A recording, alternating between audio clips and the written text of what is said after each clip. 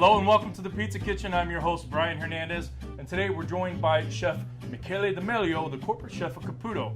Hello, how are you doing today, Michele? Good. Thank you for having me here. Oh, thank you so much for coming out. It seems you brought a whole plethora of things for us to play with today. Brought something from Italy. Oh, very nice. Why don't you explain what we have here in front of us? And here we have some gluten-free flour developed from Caputo, and we have today a good recipe to show our friends for making pizza, bread, focaccia, anything they want. It's in smaller bags, so you can do smaller batches. You don't have to buy larger Yeah. bags of flour because gluten-free is, kind of on a need-to-serve basis. You don't always have to prep as much as you do with other stuff. So You're right. we've got a lot of stuff to do today, so Yeah. we need to really get We going. need moving. Yes, chef, let's go. All right, so it looks pretty simple. Small bags. How's it work? Okay, first of all, so the recipe is on the bag. Easy. All right. First thing, we measure all the ingredients. We have water, salt, fresh yeast, and extra virgin olive oil. First thing, we're gonna pour the water in the mixer. And we use a KitchenAid because it's a small version. It's a small batch, so we don't make this in 55 pounds. We make this in only 1 kilo, which is 2.1 pounds. First thing, we're gonna melt the yeast in the water. Okay, and this is just, we're not just gonna throw in the fresh yeast. We wanna get it fully dissolved, kind of melt it Yes. down like you said. Even if it was dry yeast, we gotta whisk, and we whistle until we don't see a little foam on the top of the water. Okay. Okay, once we did that, we can pour in a mixer over 50% of the bag. Okay. So just over half the bag at Yeah. first. I don't want to put all bag in one shot because I would like to let it absorb the water little by little. And we let it start. So we lock it and we're putting it on the first low speed. Yeah, slow speed, nothing crazy. Next ingredient is salt. Okay. I'm gonna add the salt as soon as I see some development, some creamy dough come together. Okay, very good. And also we don't want to put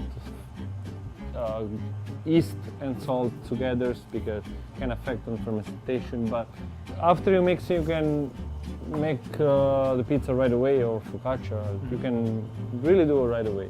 Now we're adding some salt. Yes. There's been a little more formation just in the last minute that we've been talking, in fact, too.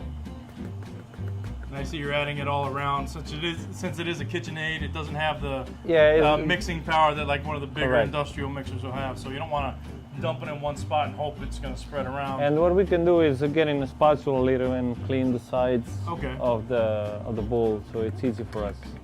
I think it's ready for the second part. Okay.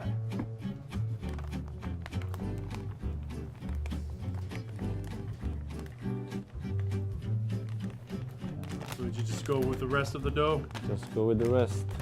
All right, so split it up and add the second part a little bit after your salt. And that's it. Close and back again. All right, very nice. I don't want to add all in one shot, but just gonna add constantly a little, just like that. For about 10, 15 seconds. Yeah. All right, and then once again, it's becoming smooth and not liquid, but just No, looks like dough. it is. Go figure, looks Yeah. like dough. Guess what we're doing? I love that. Okay, now we're gonna mix for another few minutes until we don't see the dough. It's not smooth, but all one see is one body. All right, so we've had another couple minutes. It's looking like you were saying one body. You're not seeing any random areas of flour not being Seems mixed. pretty good. So we're gonna stop the mixer, and you can see. What I also highly recommend is to have a little side of olive oil, and put on gloves. It's easy, and put on your hands because it helps to don't get your hands stuck in the dough. Got it. So once we have that, I'm gonna clean this hook. You see, for be 80% hydrated, it doesn't stick on the gloves. All right, now we are ready to portion it, Okay. to scale, and to wrap it in plastic. First thing I did it. A little oil on the scale Yeah. too, once again. Okay. And it's the easiest way is to grab a piece of dough that's it. What are your average dough balls you recommend for this? I do 300 grams. If we want to do some pizza about 12, 13 inches. But if you do pizza in a pan, you can do your preferable size. Does this perform well in a wood-fired oven? Oh, perfect. Does it? Okay. Perfect. We'll have to try that out then. And if you do at home, I highly recommend to do in a pan. In a pan? It's easier. Okay. It's easier. Yeah. All right. Yeah. You don't need to really roll in some way. It just make a round. That's what I'm doing. And drop over there and just wrap as a candy. Roll it over there. Yep. Close that. Close the side. There we go. Once we have that, take the air out of that. Okay. And then just roll it like this. There we go. It'll be so easy to storage that. All right, so now we've made our gluten-free dough and we are ready to make a Neapolitan-style pizza and cook it on a wood-fired oven with gluten-free mix. Okay, so this is exciting. Yep. Okay, you can see already how proof it. So it was not the same when we rolled it. So believe it or not, it's proofing a little bit more. Okay, so what we're doing now is just open the candy. Nice, I like that. It's easy. Yeah, it's easy. Let's prep a little bit. Well, definitely we're going to stretch with the same flour, which is gluten-free. We're not going to stretch with the regular flour, otherwise it would be no gluten-free anymore. Okay. It's not even gluten-friendly at that point. No. Well, maybe some people get confused. So better make sure those things. For sure. Okay. It's a good tip. There we go. Roll in the flour. This is out. Okay, well, what I'm trying to do now is just trying to make sure it's getting no sticky. Okay, so try to make a little flat flour and I'm going down. So the first thing I'm going to do is just press a little bit, really gentle on the crust. Is it similar to how you would make a Neapolitan, or as far as stretch out a Neapolitan? I'm going to fill it. See, it's very soft. Soft, and it is not sticky when you coat it in the other flour. Okay, or the gluten-free mixture. Yes.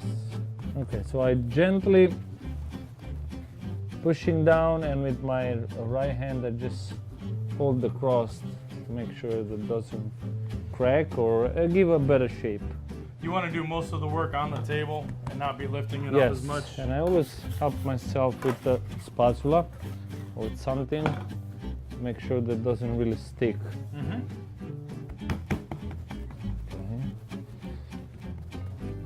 Wow, and that does seem to be stretching out a lot easier than other ones that I've seen that are very dry and crumbly. Yeah. When you try to push them out, you'll see the cracks in the edge. Yeah, that's what I was mentioned during the mixing. Yeah. If we do lower hydration, it's gonna be tough, and every time you're gonna try to stretch, it's gonna crack.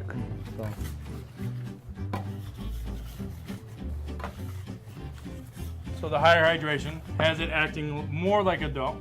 Yes. It's still gonna come back at you like a little bit of gluten-free with attitude. They always want you to know that, hey, I'm gluten-free. You gotta treat me with a little more respect. Yeah, that's true. As far as stretching it out, you can't just manhandle me like you would some other dough. No, it's gonna break.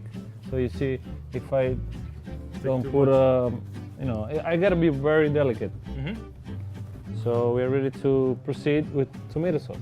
And then when you're topping, you want to be gentle as to not push it further into the... Yeah, I mean, it's not really... I am gentle anyway. Now we're gonna put the basil. There we go, and some fresh mozzarella. Olive oil, extra virgin olive oil. There we go. There we go. Boom, it's on there. And they're ready to bake.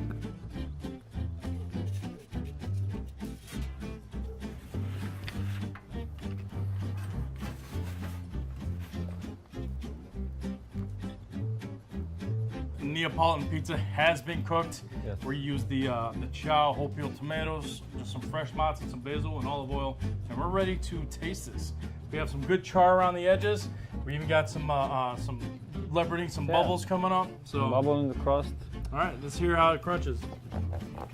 Yeah, you can hear the crunch on the very edge. There you go. All right, so here's the moment of truth.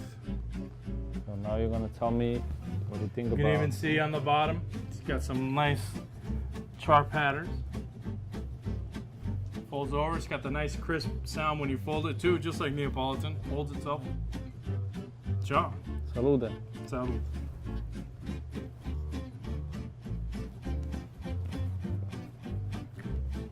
Can you tell me it's gluten free? Good. No, honestly, I probably couldn't.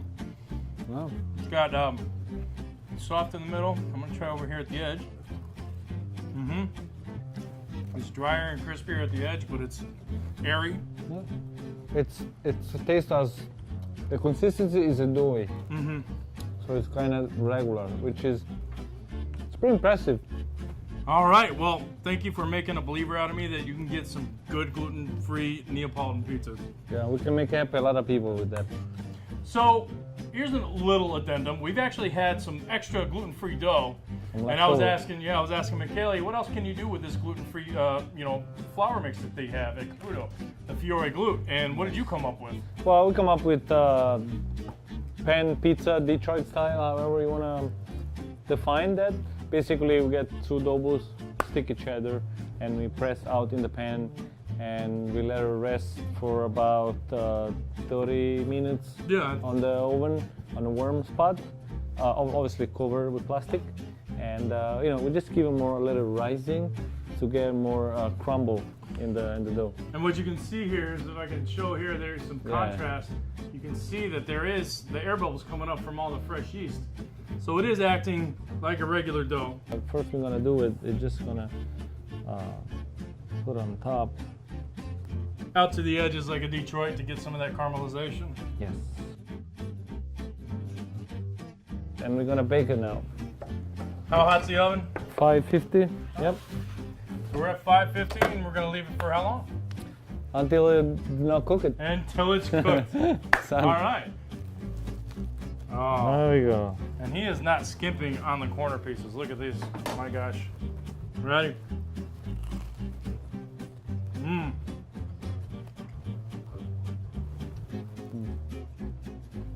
I can do this every day. It's not a bad job. Well, I hope you guys can do it and have fun as we have today.